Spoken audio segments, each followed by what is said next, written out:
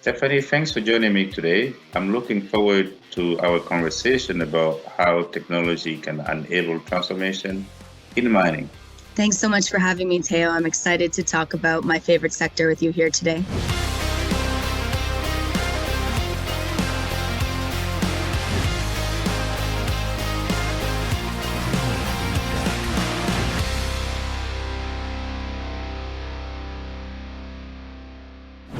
Let's get right into it, Stephanie. Most mining companies are facing a host of challenges today, whether it's ESG or decarbonization, geopolitical, digital modernization. How do you think mining companies will have to evolve to meet the current industry challenges? Well, I think it's an incredibly difficult time for the sector. The expectations of stakeholders have never been higher. We talk a lot about the juxtaposition between the very high demand, the global demand for mining, and the push from stakeholders and the broader society to have much higher focus on ESG. There's a significant amount of scrutiny, a need for the sector to actually do things better, and also a need for rebranding. To me, we need to address it across the full life cycle of a mine, across all of the support functions, and through the entire value chain. In the early stages, we want to focus on things like how can we enhance the community? How can a new mine bring shared value to both stakeholders and the society? And then we want to talk about how to run it better. Now, you mentioned decarbonization, of course, water usage, renewable energy, electric vehicles, etc. And lastly, are there innovative ways to leverage decommissioned end-of-life mines? So we're talking about things like abandoned mine shafts being used as isolated cavities to house weights and cables for energy storage and release systems. So it's important to look at that whole value chain as well. What vendors are doing from an ESG perspective, and are we working with ethically sourced vendors? And I think we're also looking to the future around resiliency and agility and where the sector is going in the longer term, autonomous mining, underwater mining, etc. So we really need to be prepared both for the challenges of today and tomorrow. And I also think it's an exciting time to be in the industry. The mining sector is no different than other sectors that are facing a severe talent shortage. And if we can move to better ESG, and if we can move to more technologically exciting solutions, I actually think we'll find ourselves in a position where we're attracting a lot of new talent. Yeah, I couldn't agree more, Stephanie. These are significant changes that the sector needs to address, both in critical business goals, but also results. How do you see technology enabling those changes? Well, of course, I'm biased as a technology consultant, but I think technology holds the key to actually making those changes work. First of all, we talk about goals and changes. We have clients that are looking at decarbonization and getting to net zero by a certain date, talking about moving to things like digital twins, autonomous mines, and a big buzzword, circular business models, etc. These things cannot be accomplished overnight. They need a roadmap, they need a realistic plan, and they need technology to enable it. One of the main things we talk about are data and analytics. We need transparency within our mines across the whole value chain, and we need that data to both be reported and to help us make better decisions. So they should be linked to response behavior models and control systems. We also have new processes that we're going to be looking at.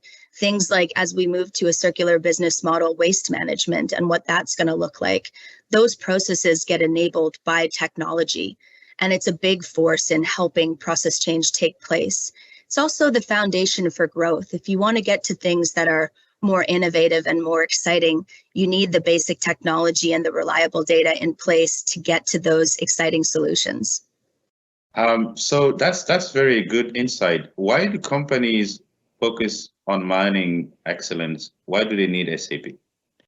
From my perspective, there's really two ways in which SAP is important to mining companies. The first is that the software itself. So the software is embedded with leading practices for the sector. SAP has worked over the years with representatives from the mining industry to make sure that they're really embedded in the software itself, especially as SAP S4 has come out. It's also critically important from a data reliability perspective, moving companies to a more harmonized and integrated platform. And there is, in fact, an SAP sustainability offering as well that's got embedded into it advanced analytics, intelligent automation, ways to simulate environmental impact, ways to look at the environmental cost for a project, etc.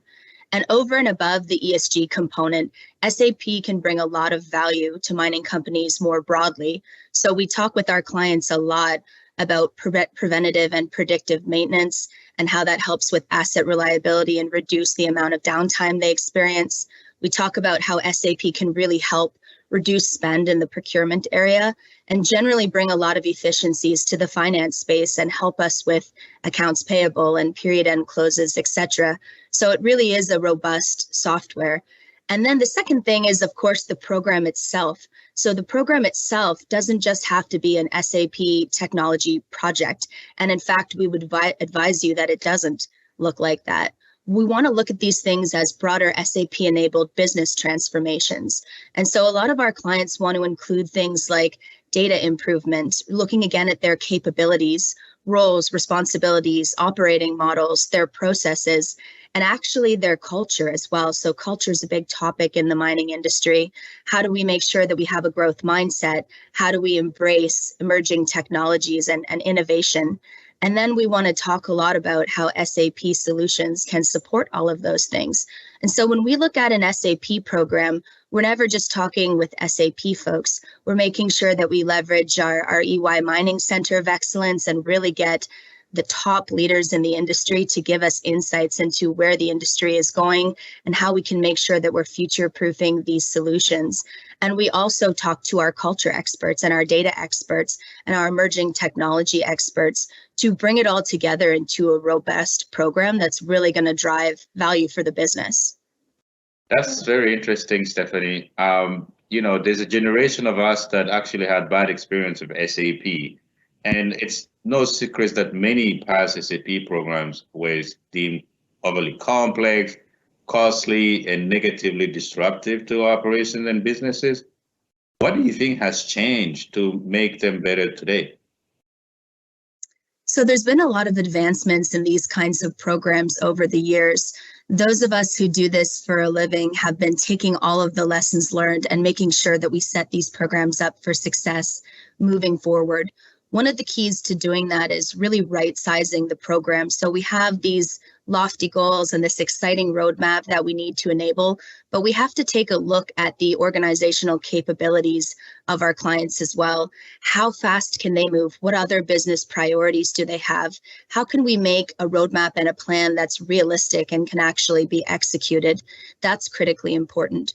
We've also learned to take a more holistic view of these programs, again, to not just look at SAP, but to really look at the broader context in which it's being implemented to ensure that it's really going to drive the right value to the business.